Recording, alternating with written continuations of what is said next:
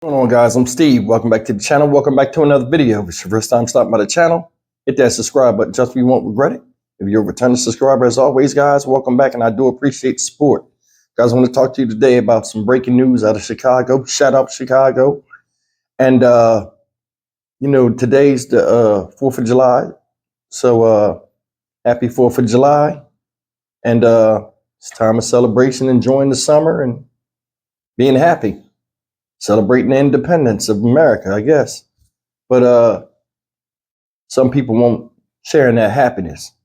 And this story right here just broke about an hour ago. And here we are, not even all the way in the day yet. And there's been a mass shooting out there in Chicago, Illinois, in which 5 people have been shot. 3 of them are children. And they're not named yet because they just had the press conference, which I'll show you in a second. But the casualties are a 42-year-old woman, a 22-year-old woman, and the other 3 that were hurt are an 8-year-old boy, a 7-year-old boy, and a 5-year-old boy who are in the hospital right now, clinging to life. I'm gonna take you out to the press conference, let you guys see it, and just take a look.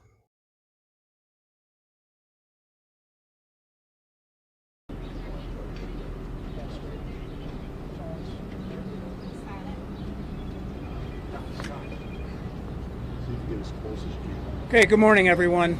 I'm Deputy Chief Don Jerome from Area 1. With me is Deputy Mayor Gatewood from the Mayor's Office, Commander Branch from the 3rd District, Commander Watson, and Director Brooks. Also, victim services are on scene here for those involved, including the family and area residents. So unfortunately, on this holiday morning, we find ourselves at the scene of another tragedy. We're in the 7100 block of South Woodlawn, where about 6:15 a.m. this morning, officers responded and were alerted to shots fired. They arrived, they found multiple people shot. Investigation reveals that includes a 42-year-old female, a 22-year-old female, 3 tender-age children, which range from ages 5, 7, and 8. Officers immediately rendered first aid, which included tourniquets, pressure bandages, and CPR. Investigation reveals that 2 vehicles pulled up into the area, multiple subjects exited those vehicles and fired at this residence. Multiple shell casings were recovered from both a rifle and a handgun at the scene. That investigation is ongoing. Area 1 detectives are on the scene and working with the officers here. It appears that this started from some type of personal dispute, but all this information is very preliminary at this time. Anybody that has any information can contact the 3rd District, or they can contact Area 1 detectives. Any questions? Now, neighbors were saying that they saw some of these suspects actually in ski masks on the front porch, like knocking on the door. Is that what officially has been said now? Not officially. The investigation is ongoing, but that coincides with multiple subjects approaching the house. What type of dispute does this stem from, and when did that start? That's under investigation too. We know it's personal. We don't know what it's about. We don't know if it happened just today or if it's ongoing. Deputy Chief, do you have a description of those 2 vehicles, the suspect vehicles? We do, but I'm not quite ready to put that out yet, and the investigation's ongoing. We're working on plates and using video surveillance to try to identify these vehicles.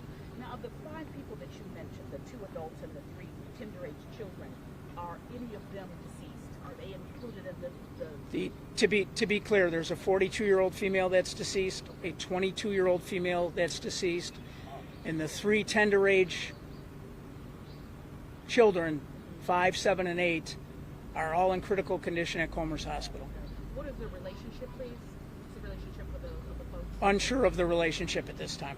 Can you give the genders of the children? The 3 children are all male. There's 2 deceased at this point. That's correct. Were the 42-year-old or the 22-year-old, who was the intended target since this is first one? It absolutely preliminary. I can't speculate. Were all of the victims inside the home when they were shot? All of the victims appear to have been inside when they were shot.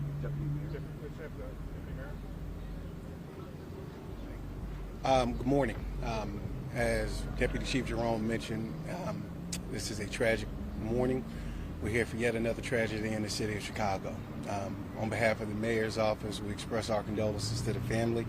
We appreciate the victim supports that will be offered not only to their family and the survivors, but to everybody on this block and in this area. This senseless violence has to stop, and if anybody has any information, please do not hesitate to reach out to the Chicago Police Department and their tip line, because it's important that not only do we hold these folks accountable, but we help this community heal. We have the Alderman of the 5th Ward here, Desmond Yancey. If you want to come up and say something, Alderman. Oh, I was going to ask you a question, Deputy Mayor. Okay. Have a moment. I didn't want to disrupt you. Go ahead. In light of the violence, and I know we all know about the mayor's plan for trying to stem gun violence and violence during the summer, what does this say about those plans, and will you all be adjusting or changing your approach to trying to keep people in neighborhoods safe?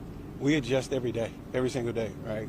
We address the violence and respond to the violence with partnership with the Chicago Police Department, our street outreach partners, and our victim services partners. Every day you have to adjust, every day you have to advance, because there's that much violence in the city. So we will continue to adjust, we will continue to operate, we'll continue to work hand in hand with the Chicago Police Department. What do you say to those people that say the plan isn't working? We're already seeing spikes, we're already seeing horrific violence. What do you say to those folks that say that plan isn't working? You need to do something. Well, what I will say to them is we welcome you to come in and work with us, but most importantly, we're here to support the people who were hurt today.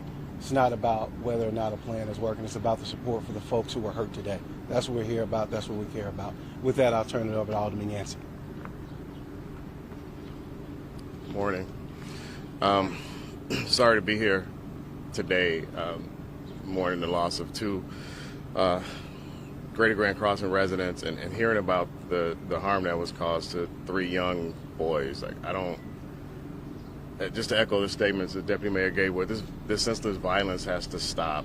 You know, personal conflict and guns it's become a bad combination, and the summer's just getting started, and I don't want to stand in front of another group of microphones and have another discussion about the pain that's causing our communities. This violence just has to stop, and again, my heart bleeds for this community, which is a relatively quiet community and isn't really used to this sort of violence, and I pray that this doesn't happen again.